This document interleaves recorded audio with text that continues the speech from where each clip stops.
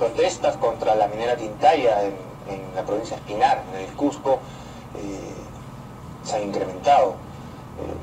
En los últimos días también las autoridades han pronunciado, no hay arreglo y la situación ya tiene más de 40 días. De eso vamos a conversar con el ex viceministro de Minas y actual presidente del Instituto de Ingenieros de Minas del Perú, Rómulo Mucho.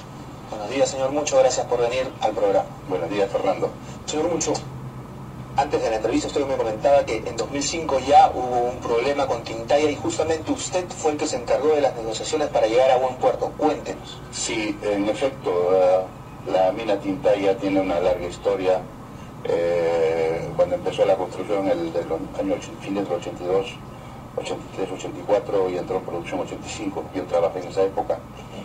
Y después de muchos años pasaron del Estado, pasó a una empresa americana, Magma, fue privatizada. Luego Magma fue adquirida por un consorcio mucho más grande que es la corporación BHP Billiton. El BHP Billiton finalmente pasó lo vendió a X-Strata, ¿no?, que es el actual dueño. En el 2005 BHP Billiton todavía era el dueño de la mina. BHP Billiton es la corporación minera más grande del mundo, ¿no? Opera en los 5 continentes, un valor de mercado de más de 200.000 millones de dólares, explota todo.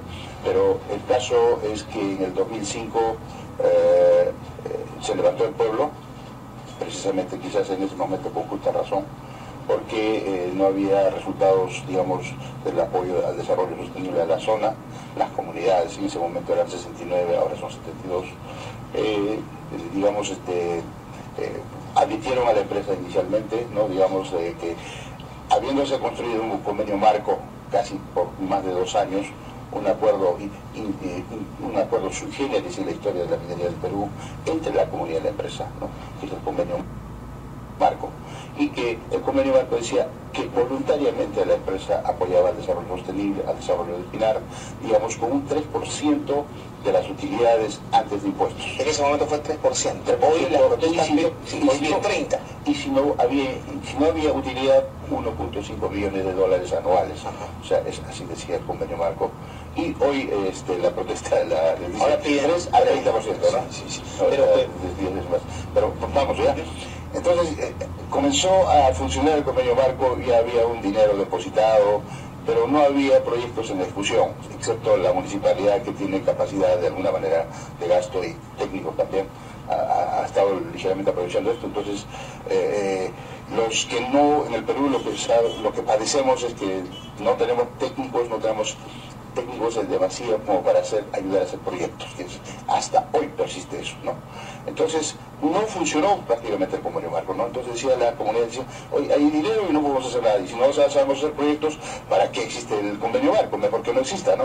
Entonces ya no queremos convenio marco, queremos mandaron un convenio marco reformulado y pedían 20 millones de dólares anuales, ya no queremos un porcentaje, 20 millones anuales, ¿no?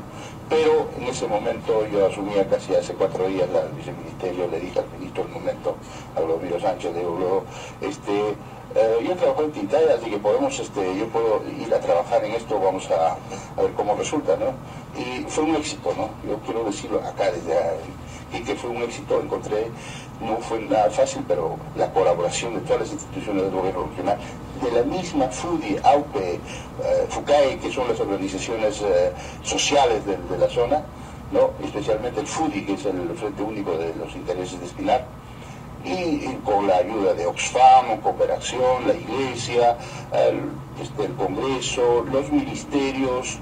Hicimos tantas reuniones que al final convertimos el conflicto en una oportunidad. Yo creo que todos los que han trabajado conmigo se llevan un grato recuerdo, porque nos hemos reunido, reuniones que han durado 10, 12, 14 horas, ¿no?, toda una madrugada, amanecidas, y hemos escuchado atentamente todas las preocupaciones de la provincia, todo, de comunidad por comunidad, de manera que hemos trasladado esto al Estado mismo, al gobierno central, mediante sus ministerios, y también al gobierno regional, y también a la empresa, ¿no? En esa época hubo diálogo, se pudo hacer, había una comunicación. Sí, pero también estaba así, de igual manera, hubo violencia. Pero ¿no cree que ahora los grupos son más radicales? ¿No quieren sentarse a conversar, exigen la presencia de los ministros allá? Bueno, hay el mismo presidente, ¿no? Es cierto también, hay una evolución. ¿Involución? ¿No será involución más bien por parte de querer, digamos, en la manera de negociar o en la manera de protestar o de pedir algo? Yo creo que la evolución es en el sentido de que los gobiernos con el tiempo, digamos, han ido, digamos, no dándole interés a las comisiones de alto nivel, que en ese momento yo representaba como viceministro de la comisión de alto nivel, ¿no? En el momento en el que usted negociaba, pedían 3%, ahora piden 30%, y eso es desproporcionado. Pero también podríamos esperar que siempre las organizaciones se van hasta el techo, ¿no? Pero eso es cuestión de negociar. Pero también tenemos que decirle que el convenio marco ha funcionado. O sea, yo no quiero decir que haya aumento o no haya aumento, en su momento evaluarán, porque en este momento hay fuerte dinero. Este convenio marco ha crecido ostensiblemente, como también mejoraron los precios de los metales, y en este momento estamos hablando de un octavo aporte que ya pasó prácticamente los 200 millones de soles. Cuando dice, el Consejo Provincial de Espinar recibió en el último año, ¿Sí? 190 millones de soles y solo No, utilizado 40. es la suma, el acumulado. Ha recibido 190 millones de soles y solamente ha gastado el 40% de eso. No, de repente estamos confundiendo el canon. Canon, regalías, Aparte, otros aportes, claro. esa parte. Sí. Este convenio Peor marco, aún, entonces. Peor aún. mucho más, ¿no? Del convenio marco que yo sé, está casi todo comprometido. ¿Por qué? Porque lo administra un comité, ¿no? Que es representado por las comunidades, por la municipalidad distrital, la municipalidad provincial, también la empresa, las organizaciones sociales. Entonces este comité aprueba, digamos, todos los proyectos presentados, dentro de los cuales, de lo que yo puedo resaltar dentro del desarrollo sostenible y de la responsabilidad social, puede ser la creación del CRE, ¿no? Centro de Recursos Educativos de Espinar, que realmente va a ser un aporte adicional a la formación de la inicial, secundaria y superior, ¿no? Que según el último reporte que he leído, el año pasado ha atendido, digamos, a 74.000 estudiantes, y eso conlleva, digamos, a un fortalecimiento y a un conocimiento adicional a lo que se obtiene en las escuelas. Entonces quiere decir que dentro de pocos años los resultados pueden ser muy valiosos, digamos, en haber inculcado mayor conocimiento a los niños, a los jóvenes de la provincia de Espinar. Señor Mucho, el gobierno, el ministro de Energía y Minas, dijo ayer que hay grupos radicales detrás de las protestas, primero en Conga, ahora en Espinar, y que próximamente vienen las Bambas. ¿Cuál es el...? Es una verdad. No podemos tapar el sol con un dedo. Nosotros estamos viendo que hay una articulación nacional de movimientos antisistema, pues, ¿no? Lo sabemos. O sea que el enemigo está dentro del país, no está afuera, ¿no? Que si bien estamos avanzando, siempre hay alguien que se está poniendo cabe, ¿no? Pero qué bueno que fuera que estos antisistemas tuvieran una propuesta de desarrollo. Ellos están contra el modelo de desarrollo, pero no hay otro modelo de desarrollo. En el Perú de hoy no tiene otro, no hay industria. Y no lo digo porque yo lo digo de una pizarra o de un escritorio, ¿no? Yo camino todas las semanas por las alturas, por la cordillera, porque yo soy empresario, y caminamos y siempre conversamos. ¿Qué oportunidad tenemos en este país, en nuestro país, digamos, para los jóvenes? Industrialmente no hemos avanzado. Producimos el 0.1% de la producción industrial del mundo. En economía, ¿cuánto representamos del PBI del mundo? No pasamos ni el 1% tampoco. En todo ¿qué es lo que nos acerca de alguna manera al primer mundo o nos hace, digamos, no somos en el fútbol, pero sí la minería? La minería representa, digamos, un aporte muy importante a la producción mundial. Por lo menos podemos decir que hasta un 5% de todo lo que se produce en metales básicos, y dentro de todo casi 1.5% a nivel mundial, nada más si incluimos hierro y carbón. Y como recursos también es muy importante porque tenemos la segunda reserva del cobre del mundo, después de Chile, ¿no?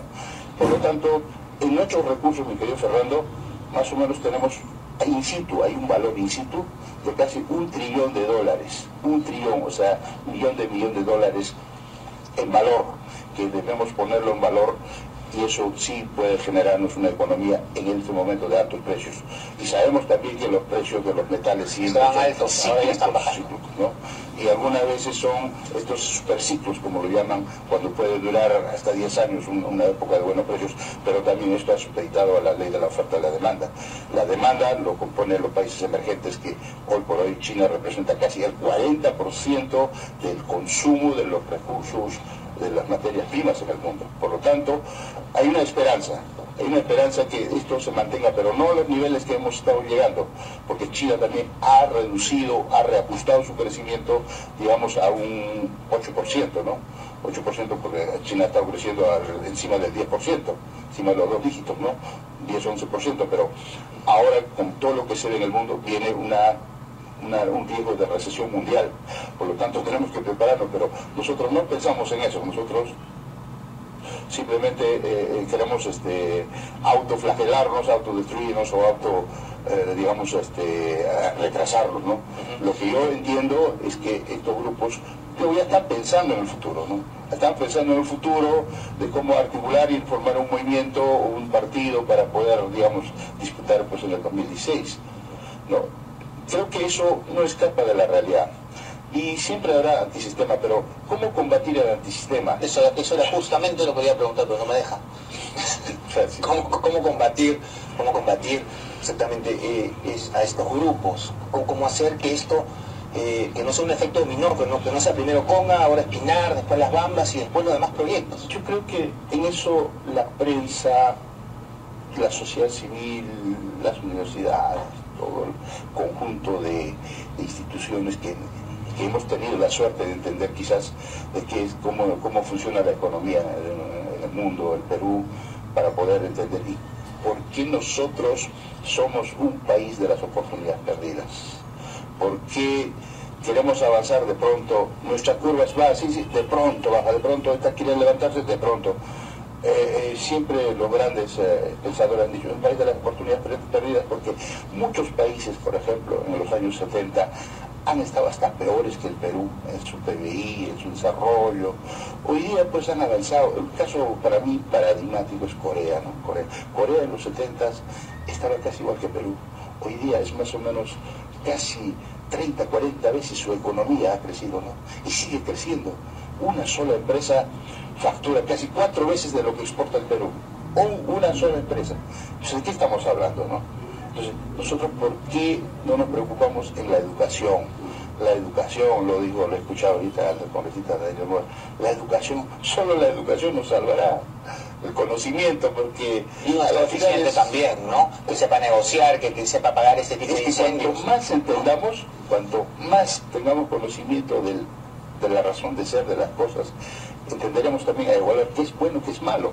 Y la población también tiene que informarse porque qué cosa es lo que le conviene, no le conviene. Eso es lo que le falta al Estado, llegar a la población, así como llegan estos grupos radicales. Por ejemplo, en Espinar, en este momento, no está como en 2005, se lo digo, hoy estoy muy conectado, no está, hoy día está dividido porque las comunidades, la gente ha visto que hay aporte, ha visto que está funcionando el convenio marco. Hoy día tienen un hospital moderno, se hace operaciones en Espinar. Y eso lo hemos logrado nosotros, gracias a la negociación, gracias a la gestión, con todo, el Estado en su conjunto, no solamente el Ministerio, electrificación rural. Lo que pasa, está faltando la gestión dentro del mismo gobierno local, por ejemplo, con ese dinero que maneja debería estar totalmente saneado, el saneamiento, agua y desagüe, no lo tiene. Fenar tiene pocas horas al agua. Por lo tanto, no hay capacidad de gestión. Sí hay, el cerebro lo ocupan para poder decir, hoy quiero más plata, ¿no? Pero ni sabe cómo gastar la plata, pero quieren más plata. Por lo tanto, yo creo que eso y la población tiene que darse cuenta para... Reclamar algo no es ilícito. No, yo reclamaría también. Reclamar, sentarse, negociar. Creo que los canales correspondientes. Nos sentémonos y decimos, oye, ¿sabes qué? No me alcanza lo que me das, ¿no? Entonces, tú estás ganando más, entonces conversemos, ¿no? Pero sin afectar los derechos de otros. Por eso comerciantes, comuneros. Que están perdiendo millones. Sí, se habla de casi 200.000 soles diarios, ¿no? Más o menos una estimación que se... ¿Y quién paga? Alguien paga. No, alguien gana, nadie pierde, estamos perdiendo nosotros. No tener tiempo para más, pero la televisión es así. Sí. Muchas gracias por el tiempo el día de hoy. Muchas gracias. Eso ha sido todo por el día de hoy en el Portal Financiero. Hasta mañana.